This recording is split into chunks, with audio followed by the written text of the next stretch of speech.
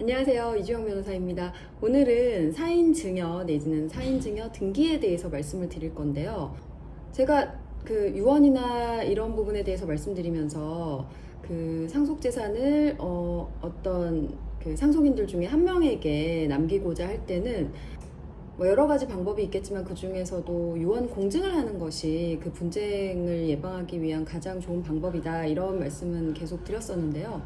이 공증유언을 하기가 쉽지 않은 경우가 있어요. 뭐 움직이기가 불편하시다든지 뭐 어떤 특별한 사정이 있을 수 있고, 그런 경우에는 이제 자필 유언장이라든가 아니면 사인증여 계약서라도 써두는 것이 그 상속인의 의사대로 상속재산을 어떤 특정 자녀에게 남길 수 있는 방법이 될 텐데요. 만약에 뭐 그런 건 안 되거든요. 돌아가시고 나면은 꼭 하시는 말씀이, 아버님이 생전에 그거는 저 해주신다고 항상 말씀하셨다고, 그거 100번 1000번 말해도 상속 안 돼요. 그냥 법정 지분대로 가는 거고요. 만약에 어떤 특정 자녀에게 상속을 하고 싶다라고 하셨을 때는 뭐 유언 공증을 하시던가 자필 유언장을 쓰시던가 아니면 사인증여 계약을 하시던가 뭐라도 하셔야 돼요. 그렇게 하지 않으면 말로는 100번 소용이 없습니다. 자필 유언 증서도 좋은 방법이고, 그 경우에는 이제 유언의 형식에 따라서 정확하게 하셔야 되고요. 사인증여 계약을 작성하실 때는 그냥 계약서를 작성하셔서 뭐 인감도장이라든가 도장이라든가 서명만 하시면 돼요. 그리고 사인증여 계약이라는 건 어디까지나 계약이기 때문에 그 상속인하고 피상속인, 그 주고자 하는 분과 받는 분 모두의 그 서명이나 날인이 들어가야 되고요.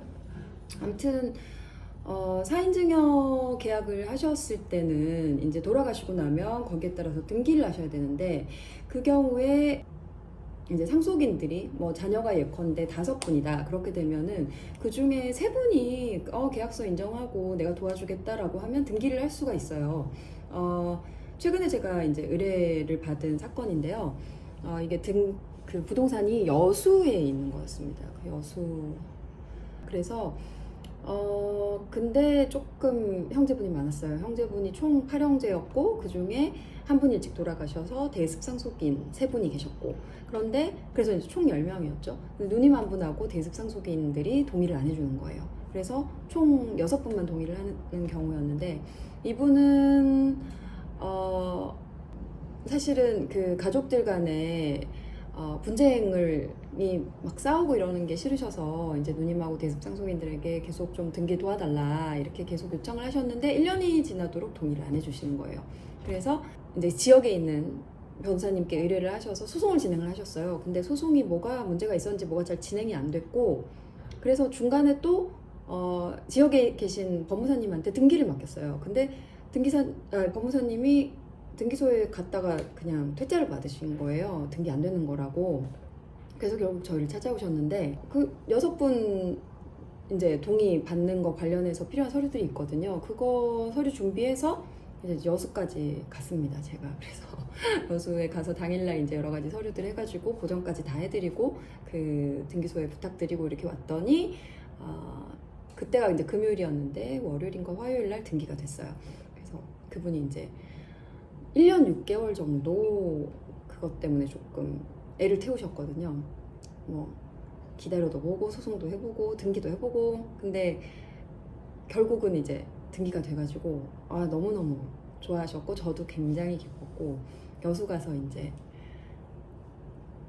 맛있는 해산물도 먹고 아무튼 뭐 굉장히 좋죠. 그렇게 제가 일도 해결해드리고 맛있는 것도 먹고 그랬는데요.